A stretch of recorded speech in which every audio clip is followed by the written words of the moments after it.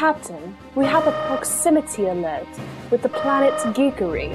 We are approaching collision.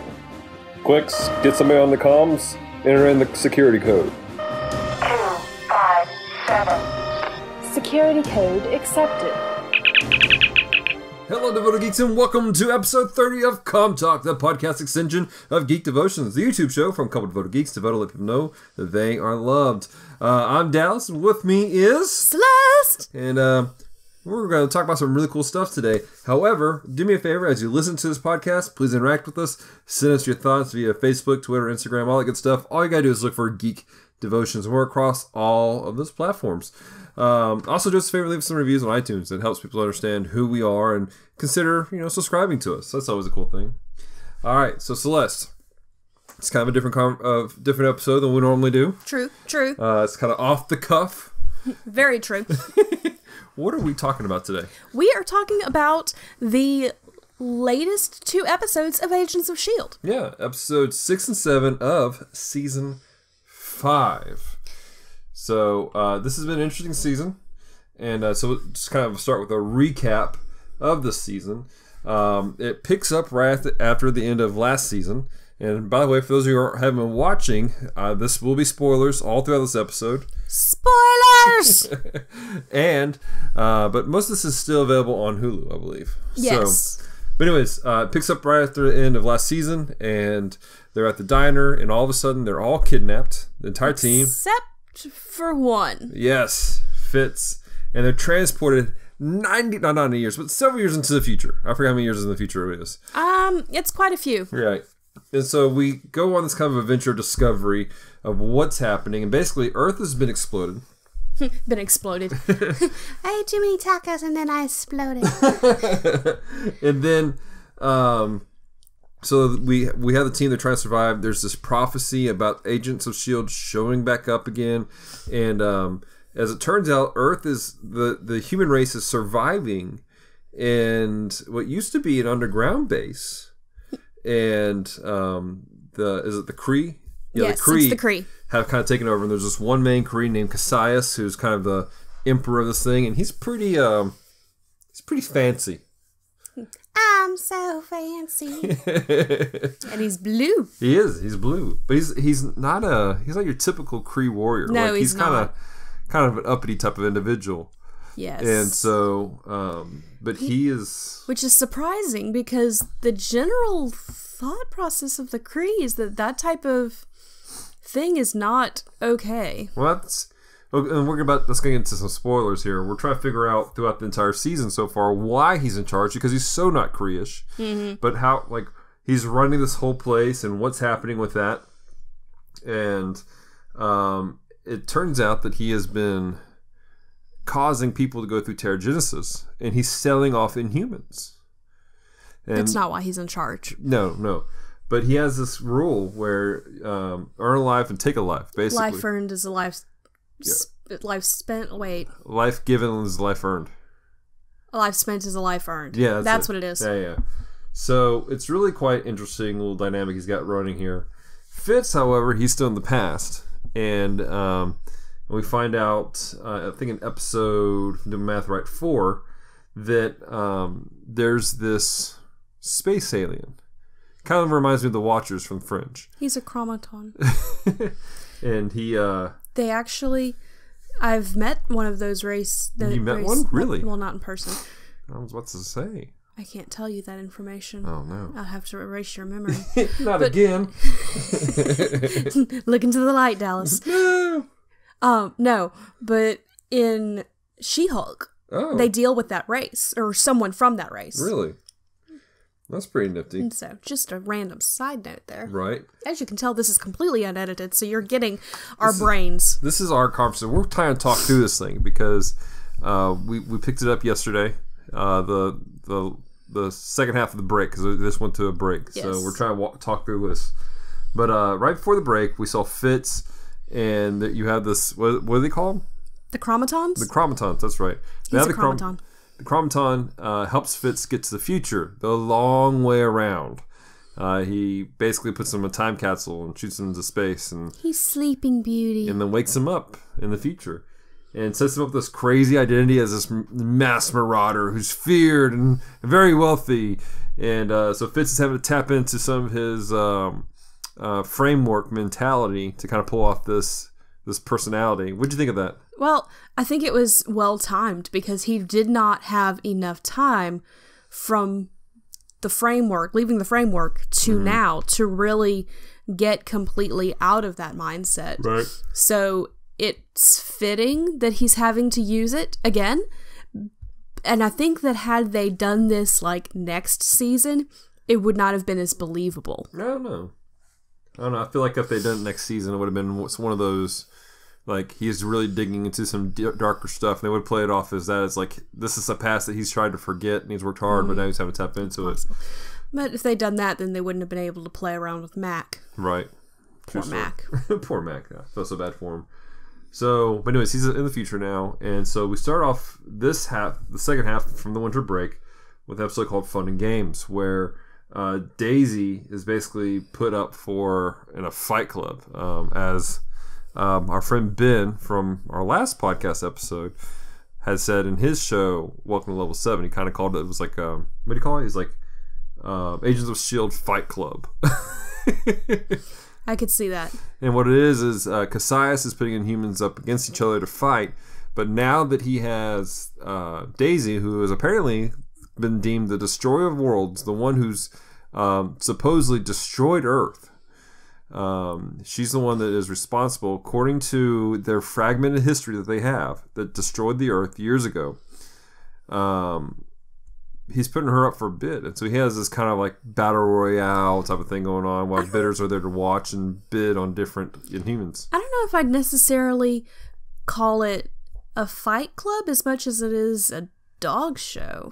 I can see that. Like, look at my pretty dog. Look at how he can walk. Look, see? She quakes the person into a wall. Like, that's the feel I get from it, rather than a fight club. A fight club's kind of, you know, a little grittier. Yeah, well, it's kind of gritty at times. Grittier. So, at the same time, the team is, because Cassius is trying to impress these people who are coming to bid on Daisy, he's called for an early, I'm not sure what they call it, basically summons up all the teenagers. Yeah, misting of all the teenagers to make them go through Terrigenesis. And they meet this one kid who is Inhuman, apparently. He was the only one of the ones who they pulled up there, which I know they've got to have more kids. Right. The only thing I can think of is they must not be anywhere near old enough. Right. Like, these kids looked to be about 16, 17, so they were gonna go through the mist in a couple years. And the kid has said that he's not supposed to go up until next year. So, I mean, it's one of those things if this was a well-established thing. I just was so confused because I thought that the mist could kill people, like, but they killed people with it in one of the episodes. Like, when you're very first introduced to Terrigenesis, when Daisy goes through Terrigenesis, it killed somebody. That was but there was something else going on with that situation. There wasn't individual crystals that was going off. Like, there was a mass stone, and like it was like a different process altogether. That's right. So I mean, she went through Terrigenesis, but it was different. So, but this kid Flint, he turns out that and this is where we're going to start talking about some interesting things here in a minute. But he can form rocks, like take rocks and form them together into solid masses and do certain things with it. And so they try to help him. He ends up turning himself in as a trick to kill the Kree warriors, and because Mac has a really interesting conversation with him and says, "Look, you have powers now. You know, you can't just turn yourself into them. You know, you got to help people with these, and we're here to help you with that." And so it was kind of the great responsibility, great power conversation, but less Spider-Man-y. Yeah, absolutely. And so the kid's kind of like, "I'm going to do this. I'm going to take responsibility for what I have in my hands." And so at the end of the episode, they're all escaping, the entire team, to the surface of the Earth, which apparently is inhabitable to a degree. May's already on the planet with the Chromaton. The Chromaton, who I gotta find his name. It's Elijah, yeah, Elisha, Enoch. With Enoch, he was a biblical character. So they're on Earth already. And because she got sentenced there, And so the entire team's going down there except for Mac, Yo-Yo, and Flint. They stay behind on the base, the space station, to try to help the people. Which I think was actually pretty smart because Yo-Yo has not been detected yet, and Mac's not an Inhuman. So between the two of them, they can help the kid out a lot. They can help him out a lot. I mean, because how did Yo-Yo put it? Mac's not an Inhuman, he's just cool. Yeah. Exactly. So that's kind of where we're at with this show. This is a really quick, brief synopsis of what's happened so far. So now we're going to get into some of our discussion aspect. What do we think about it? What do we not like about it? And where do we want to see it go? So Celeste, what are you liking about this season so far? I am liking the fact that they're bringing the Kree in. I think that is a complete setup for Captain Marvel because she ends up having Kree blood in her. So it's nice that they're introducing the race before they bring him to the big screen. Right. Because that was what we'd said about part of the problem with the Inhumans was that they hadn't done enough introduction. Right. To the royal family. So it's nice that they're introducing the race, so you kind of have an mindset of the race. I am enjoying that. I actually, even though I really don't like her, I'm enjoying Sonara. Yeah. Her acting, like the way she acts, the mindset she has. She is one scary lady, but at the same time, I'm like, okay, I can handle this. Right. And Sonara, for those who listen, she's kind of like the right-hand woman of Cassius, and she's scary. And she is terrifying. She's played by Florence Favre. Faivre. Yeah, I don't know. So she was in a couple of things. The Expanse, which I heard about. I hadn't had a chance to see it. I don't know what that is. It was a movie. Or no, it was a TV series. Okay. Maybe I have no idea what that is now. Okay. I don't really recognize much of the stuff that she's been in at all. She's just doing a really good job of acting. Like, she doesn't say a lot. And again, that is something I appreciate when they don't have to say a lot, but you get a good feel for the character. Right. But I'm also enjoying I'm enjoying the world. The way they have things set up, the explanations for things. It is so weird seeing her not blue. Right? Dallas is clicking through pictures right now. But, I mean, it's a very I'm wondering if this came from the series. The series, the books, the comics. If this particular storyline came from that, because not that the Agents of S.H.I.E.L.D. hasn't been well written in the past, but it's just the way this story is written, it's coming across as a comic book. Right. Whereas some of the other seasons just come across as a superhero show. Right. I can kind of see that. So, all right, cool. Well, what else are you liking about it so far? I always like Yo-Yo. Yeah. Like, I really like Yo-Yo, and I really like Yo-Yo and Mac. I'm a fan of that ship. Right. How do you combine those names? Macyo? Yoak? Just stop talking. Nothing. Doesn't have to have a ship name. It's just a ship. It's okay. I'm sure it's out there somewhere. I'm sure it is. Like, that's almost as bad as when a friend of ours' daughter tried to give us a ship name. It was bad. Yeah, it was. Oh, man. All right. So, all right, cool. Yeah, and I appreciate that they're kind of coming together. This is really kind of the season where you have these separated relationships coming together. Yeah. You have Mac and Yo-Yo coming together after being separated from the framework, and their relationships coming together. Mac's getting over the loss of his daughter again, and then you have poor Mac, Fitz and Gemma, and they're kind of coming together now finally. And Gemma's asked him to marry her, even though he asked her first, but she didn't hear him.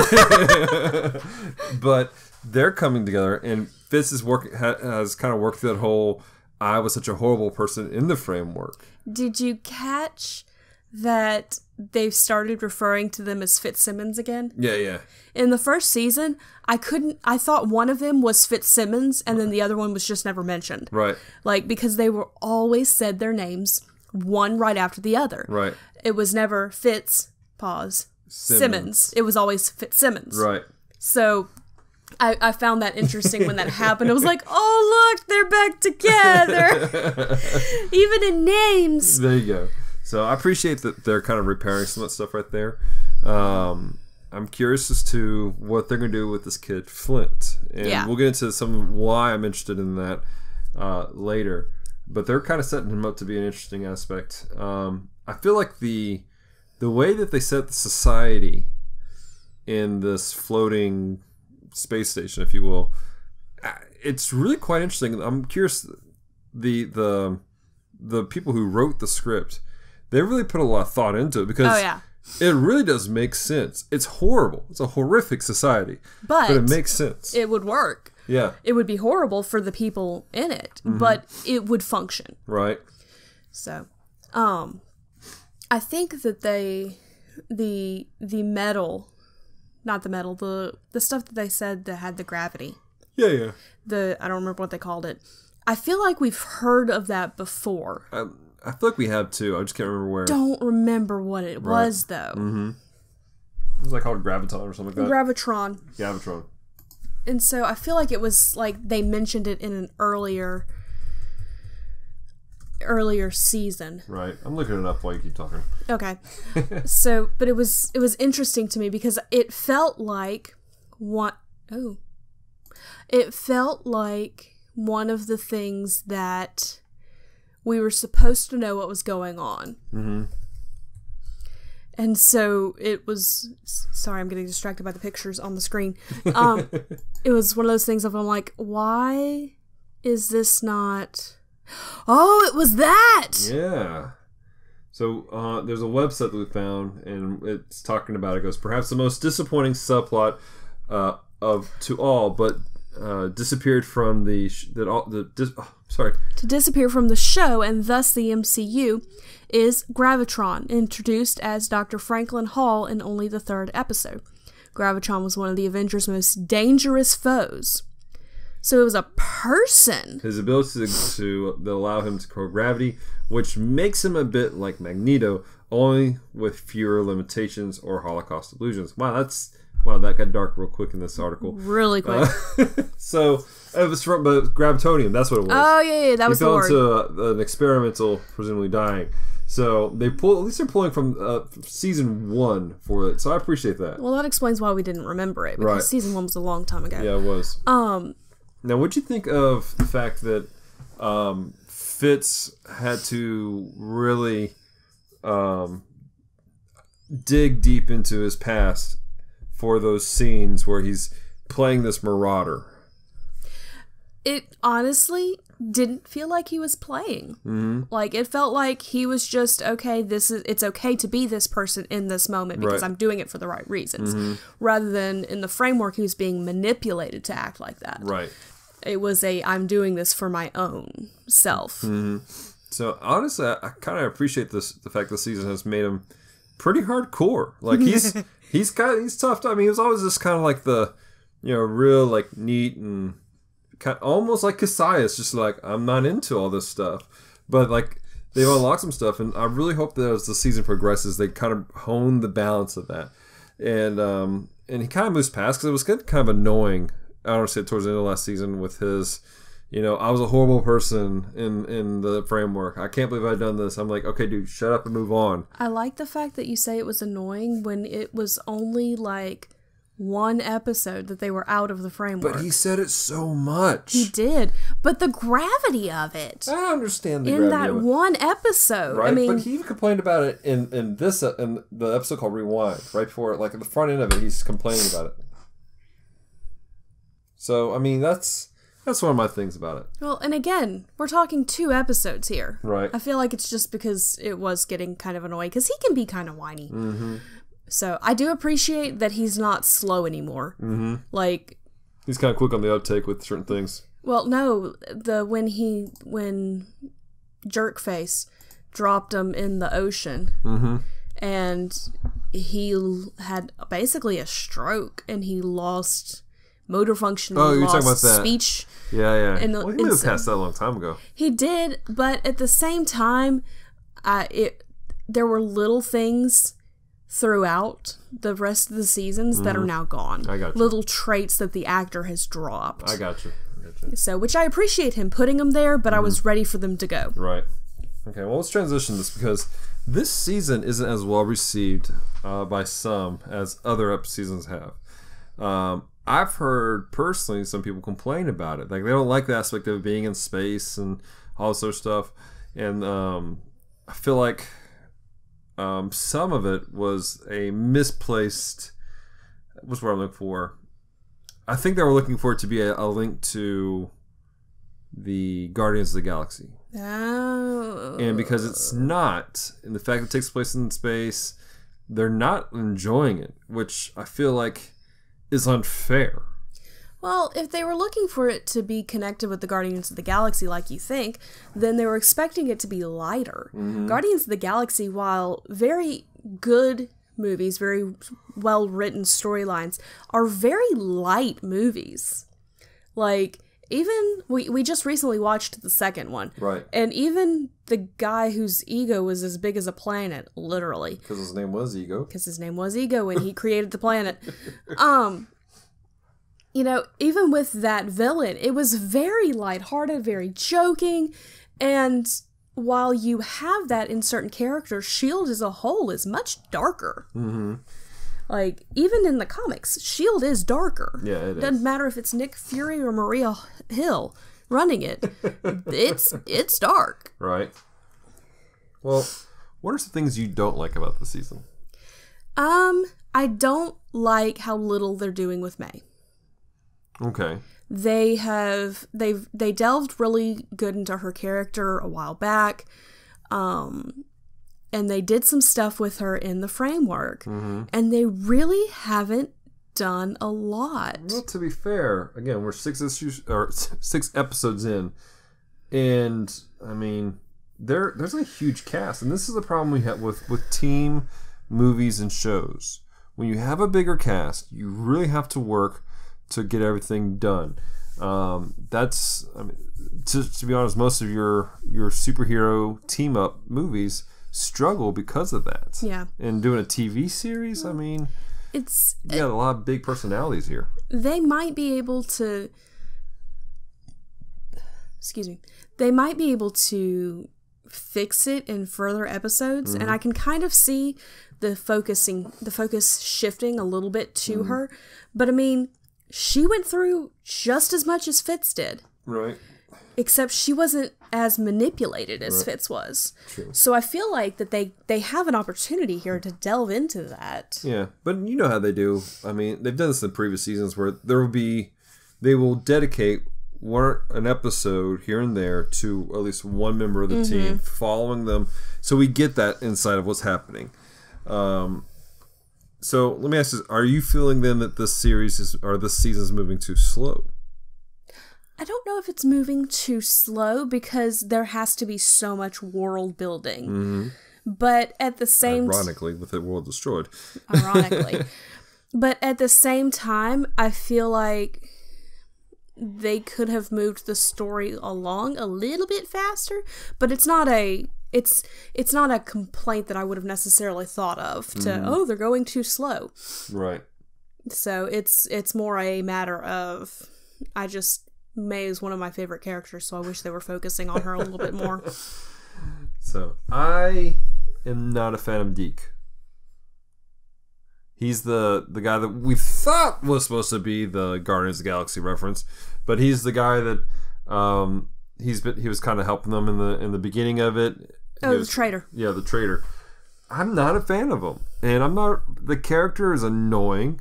Yes. The character is not. I know we're not supposed to like this character, but I'm really disliking this character. Like, it's not that I don't like him as a character. How do I say this? He's not a well-written character in my mind. And they haven't done enough to explain what's happening. I understand we have this background story where his parents were believers in the prophecy about S.H.I.E.L.D. coming and all this other stuff, but there's just something about him I just can't get into. He's a worm. He is a worm.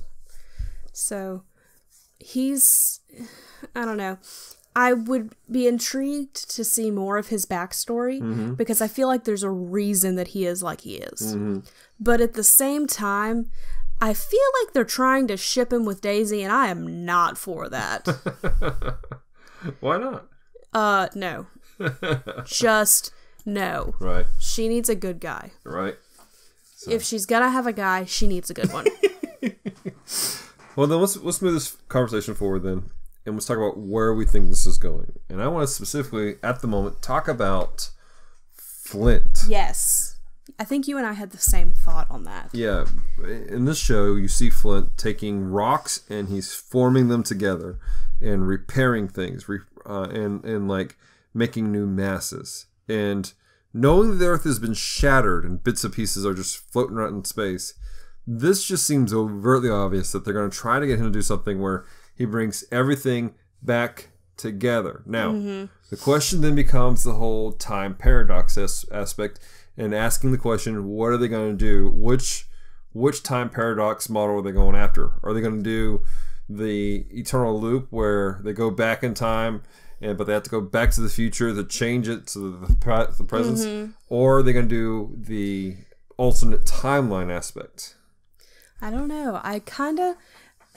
If they go with the alternate timeline aspect, then they have the opportunity to at some point go back and tell the alternate timeline. If they do the loop, it keeps things neat and together and they can just move on. Right. But then that gives us a deadline for destruction. Because at some point, Daisy destroys the world. But then Daisy comes and saves the world and puts it all back together and then goes back and doesn't destroy the world. Or does she? Again, that's the great paradox. I don't think that Daisy actually destroyed Normally, it. when they do a loop, though, there is a... And the good stories, the loop always ends with the fact that their actions in the future causes the actions in the past, which, of course, opens a whole other can of worms of they never got into the future where the past have ever happened. Right. So, I don't think that Daisy actually did it. I don't think so either. I think if she did it, she was forced to do it. Like, I think, because they've already established that the Earth was in one piece at one point with the Kree. So, and then you had the Inhumans at the end of the season, he said they're coming. And we're almost positive he was talking about the Kree. Right. Because that just makes sense. Right. So they've already set it up to be the Kree are a bad deal because they are. Yeah. So I don't think Daisy's actually done it, and if she has, it was the Kree doing testing on her that caused her to quake so badly that the Earth can part. Now here's an interesting question for you, though. Not that was anywhere on topic. Is the concept of her breaking it? Do you think this is a rewrite?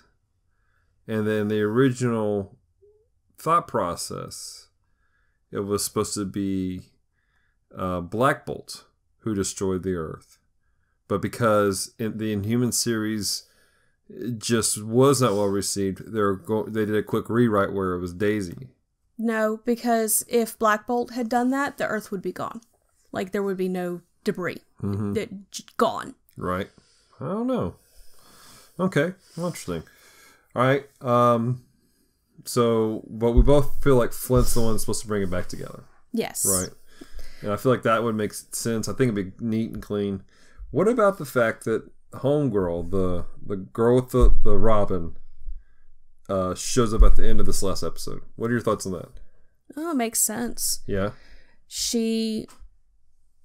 House made noise.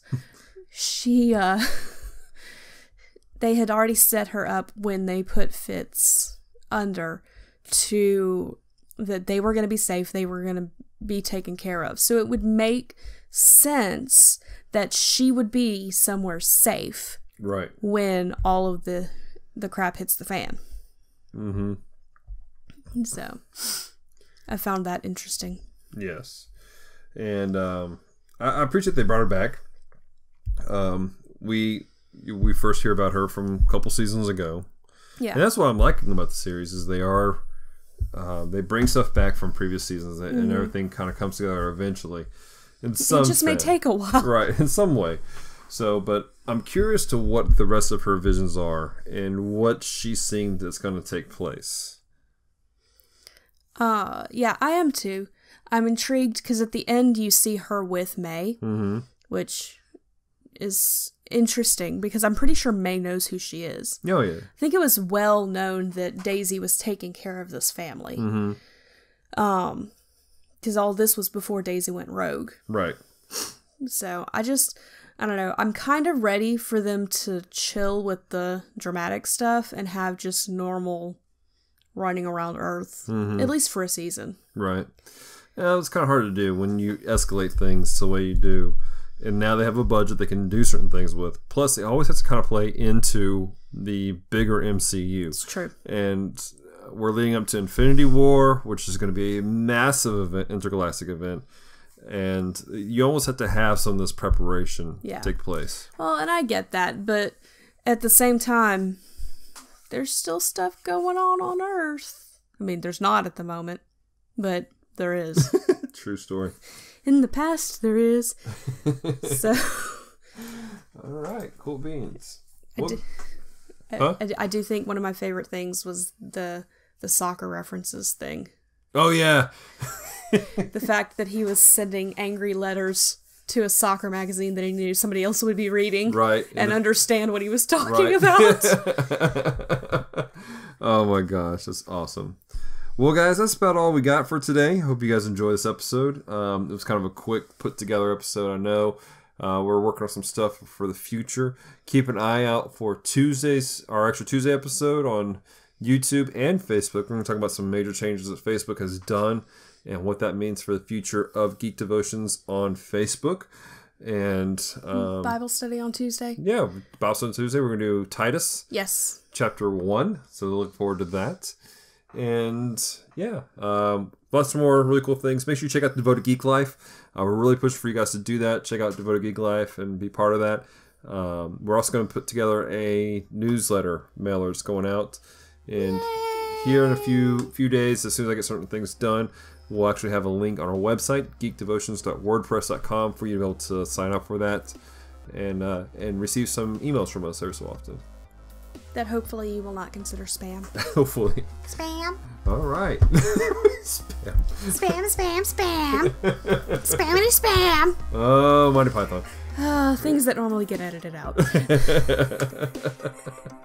Lord. Thank you so much for taking the time to listen to Comm Talk today. If you've loved this episode, head over to iTunes to subscribe, rate, and leave a review. There's no edits. There's no edits. It's very much appreciated. Until next Sunday, stay devoted. Peace and love.